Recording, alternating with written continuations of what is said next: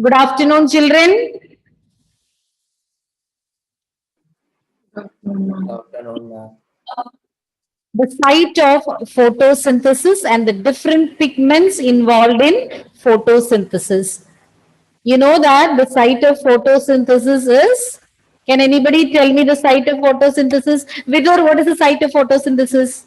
I'll read your lips even though I can't hear. Which is the site for photosynthesis? Huh? Anybody? Punya? Where does photosynthesis take place? Yes, chlorophyll or chloroplast. Okay, so I can read the lips correctly. You said chlorophyll, no? Or chloroplast? Chlorophyll. Chlorophyll is the pigment present in chloroplast. Chloroplast are plastids, green colored plastids. They contain the pigment chlorophyll. So chlorophyll is essential for photosynthesis because it's chlorophyll that will trap solar energy to carry out photosynthesis. So let us learn more about chloroplast.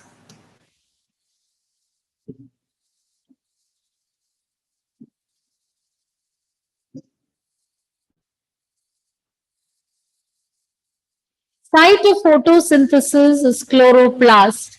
Photosynthesis can take place only in the green parts of the plant. To be specific, green leaves and other green parts, wherever it is green, it can happen. But mainly we say leaves are the, or leaf is the kitchen of the plant where food is getting prepared or food is being prepared. So mostly the leaves are green in color or they are greener in color than the other parts. And even though in some other green parts also photosynthesis can take place, the main location is the green leaves. And green color is due to the presence of green colored plastids. You call them as chloroplast. Chloroplast has got a membranous system. It consists of a membranous system, and the different parts of chloroplast are grana, stroma lamellae, fluid stroma. So these are the different parts of chloroplast. Grana, singular is granum, stroma lamellae, fluid stroma. And chloroplast is having a double layered membrane. Chloroplast is double layered and it's a membranous system consisting of granum, stroma lamellae, and fluid stroma. And where do you find chloroplasts in the leaves? To be specific, they are found in the mesophyll tissue or mesophyll cells. They are present just below the epidermis. So, in the mesophyll cells of leaves, you can find chloroplast and it helps them to get optimum quantity of the light falling. So, from the incident light or the light which is falling on with the light received, so maximum quantity or optimum quantity, not maximum, optimum, which is essential for carrying out photosynthesis. So, its location there in the mesophyll cells will enable it to get optimum quantity of incident light to carry out photosynthesis. Once again, photosynthesis takes place in the green parts of the plant and they are able to carry out photosynthesis due to the presence of chloroplasts present in green parts. Chloroplasts are green colored plastids. They contain the pigment chlorophyll. Chlorophyll helps in trapping solar energy to carry out photosynthesis. And it is a membranous system. Chloroplast is a membranous system consisting of parts like granum, or grana, then stroma lamellae and fluid stroma. And you can find chloroplast in the mesophyll cells. So its position or its location there in the mesophyll cells will help to get optimum amount of incident light. Each granum, now we are going to learn about the structure in detail. Each granum is a group of membrane bound sacs called thylakoids. And thylakoids contain the leaf pigments.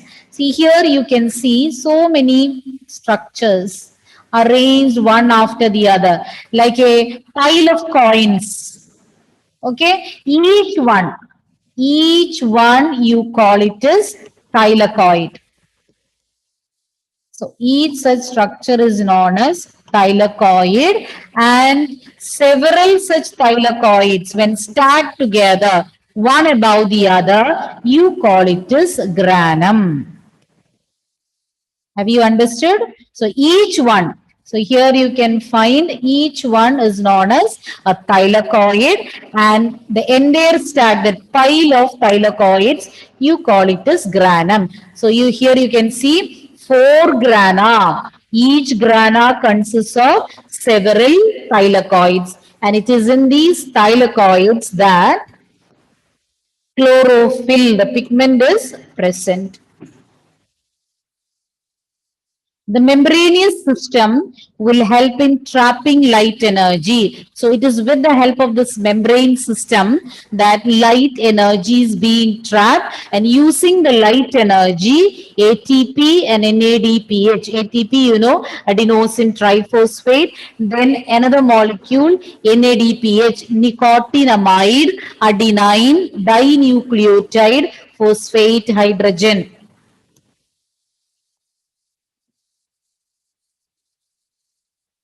Nicotinamide, adenine, it's an electron acceptor. Adenine, nicotinamide, adenine.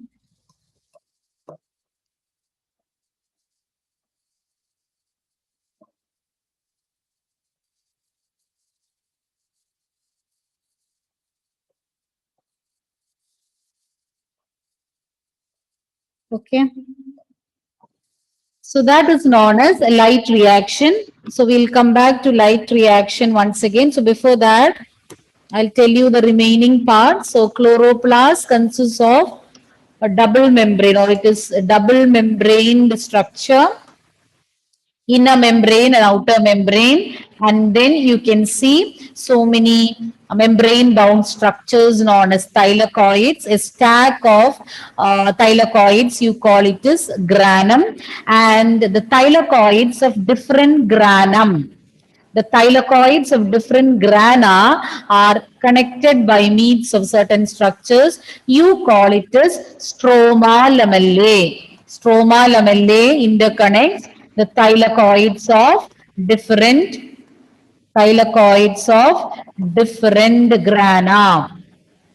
And then there is a matrix inside, a fluid matrix inside, you call it as stroma. Stroma is a matrix which fills the organelle, and stroma lamellae interconnects the thylakoids of different grana. And what is grana? Grana is a group of thylakoids, a stack of thylakoids, you call it as granum. And thylakoid is each disc shaped or coin shaped structure found. You can call it as a membrane bound structure. You call it as thylakoid. Thylakoid contains the pigments, the photosynthetic pigments are present inside thylakoids. A group of thylakoids, a stack of thylakoids, you call as granum. So the thylakoids of different grana are interconnected by means of stroma lamellae, and the matrix which fills the organelle is known as stroma. In stroma, so I told you about light reaction. Photosynthesis comprises of two stages: light reaction, dark reaction. So you'll be learning about both the phases in detail. But in a nutshell, light reaction means it is during this stage that the membrane system, that is the thylakoids, they will trap light energy or solar energy and synthesize ATP and NADPH. So it is during the light reaction. So here light is essential for the process to happen. So it will absorb light energy and result in the production of ATP and NADPH. We call it as a light reaction. Now, what is dark reaction? We call it as dark reaction not because it is taking place in darkness. It's not because it is taking place in dark. We call it dark reaction, but it is not dependent on light. It is not dependent on light, so you call it as dark reaction. And what happens in the dark reaction? In stroma. Stroma is a matrix.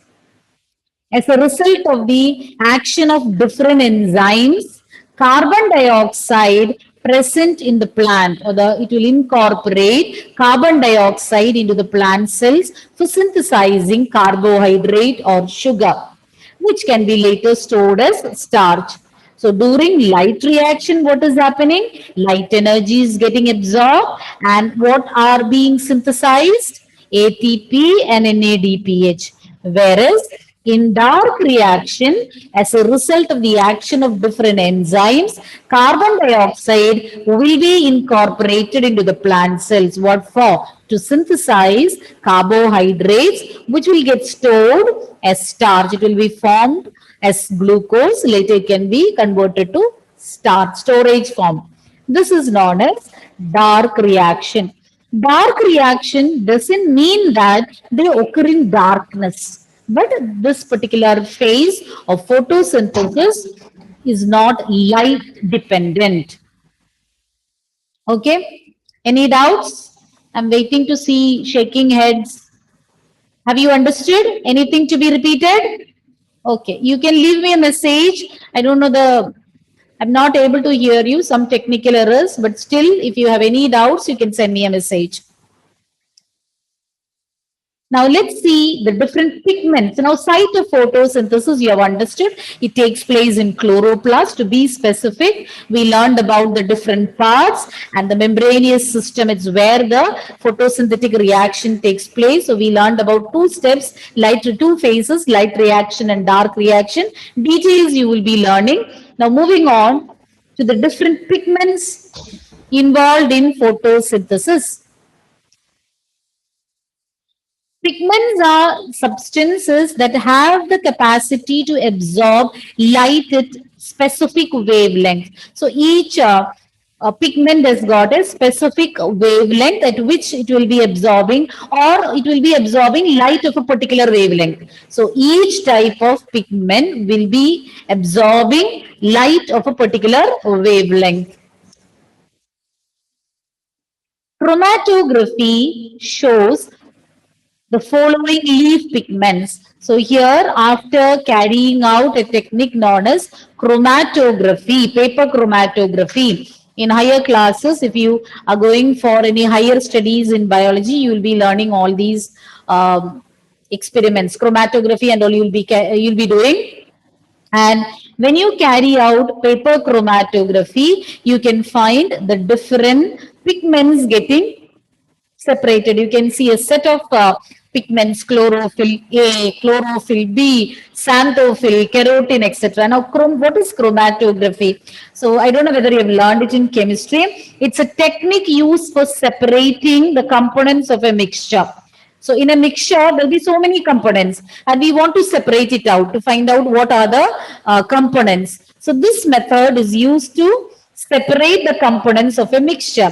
So for that, what is done is the mixture which you need to separate out, that will be dissolved in a mobile medium and mobile phase, something which can move through capillary action, which will carry it through a structure holding another material which is fixed. You call it a stationary phase. I'll repeat once again. It's a technique used for, or just understand, I don't want to confuse you, just understand that chromatography is a technique used for separating the components of a mixture, and it will get separated. The different components of a mixture will get separated through capillary action. So in higher classes, you will learn maybe in chemistry. So what you need to understand now is, so with the help of paper chromatography, we could separate out the different pigments present in plants or pigment present in leaves, and the different pigments are chlorophyll A. So they have shown in brackets the color depending upon how they are seen after carrying out paper chromatography. Chlorophyll A, bright or bluish green. Chlorophyll B, yellowish green. Xanthophyll, yellow. Carotenoids, yellow to yellow orange or yellowish orange color. So these are the colors exhibited by them when these pigments are separated with the help of paper chromatography. There are different pigments involved. Even though we say chlorophyll is the main pigment, even chlorophyll is subdivided into many other pigments. So many pigments are involved. So you are going to see which are the pigments involved in photosynthesis. And pigments means the substances which can absorb, which are having the ability to absorb light of different wavelength. So each one is specific. So a particular pigment will be absorbing light of a particular wavelength. So they are specific. And the different leaf pigments separated out upon carrying out paper chromatography are as follows: chlorophyll A, chlorophyll B, chloroxanthophylls, and carotenoids. And chlorophyll A is bright or blue green, bright green or blue green color. Yellow green is the color of chlorophyll B. Xanthophylls in yellow color. Carotenoids yellow to yellow orange color. Chlorophyll B, xanthophylls, carotenoids, all these are accessory pigments, whereas chlorophyll A is the major pigment. So the remaining chlorophyll B, xanthophylls, carotenoids, all these are accessory pigments. The main pigment is chlorophyll A, whereas the other three are accessory pigments. Now, what is the role of accessory pigments? We'll see. They absorb light at different wavelength. They absorb light of different wavelength and transfer the energy to chlorophyll A. So they also have the capacity to trap sunlight of different wavelength, and the energy trapped they will be transferring to chlorophyll A, the main pigment. They protect chlorophyll A from photooxidation. So how do they protect chlorophyll A from photooxidation? These accessory pigments, they will absorb the excess heat generated by light. Okay, they'll absorb the excess heat which is generated by light, and they will avoid oxidative reduction. So if chlorophyll A is exposed to more heat, excess heat, it can get damaged by oxidation. Oxidative destruction can take place. But to avoid the situation, the accessory pigments, they will absorb the energy, they will absorb the excess heat generated by light and protect chlorophyll A from oxidative destruction, and that is known as photooxidation. So in presence of light, because of the excess heat generated, oxidative reduction can happen to chlorophyll A, but the other pigments, they will absorb that excess heat and protect chlorophyll A, the main pigment, from oxidative destruction.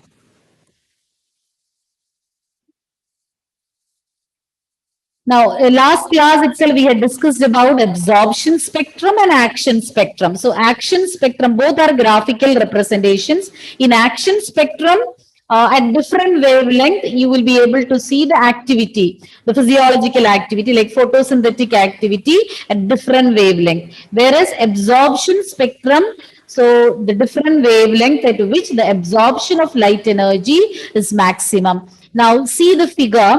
In the first figure, you can see absorption spectrum. Wavelength of light is plotted on one axis, and the absorption rate of pigments, that is given. The light absorption by chlorophyll pigments is given on another axis. So you can find that at certain areas, it is the peak can be seen showing maximum absorption at particular wavelength, at certain wavelength. So between 400 and 500, approximately 480 nanometer, and here six between 600 and 700. That is also approximately 680 In that range, you can see a peak being formed between 600 and 700 and 400 and 500. You can find a peak. So that means it is during these wavelength that maximum absorption of light energy takes place. Whether it is chlorophyll A, carotenoids, different pigments, they show the peak at that particular wavelength. And next you will see action spectrum. Action spectrum means the photosynthesis at different wavelength. Absorption spectrum means the absorption of light energy by the different pigments at different wavelength. Absorption. Who is absorbing? Pigments at different wavelength. That is plotted.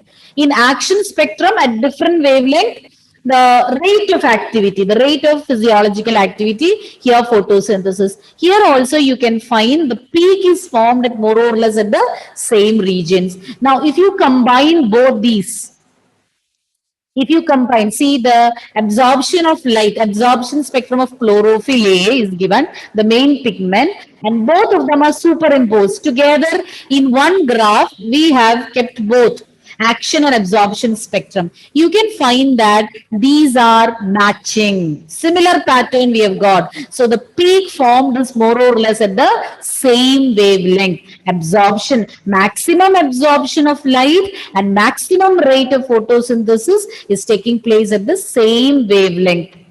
Okay, and the absorption spectrum and action spectrum coincide very closely, indicating that the photosynthesis is maximum at certain wavelength. So that wavelength belong to blue and red light.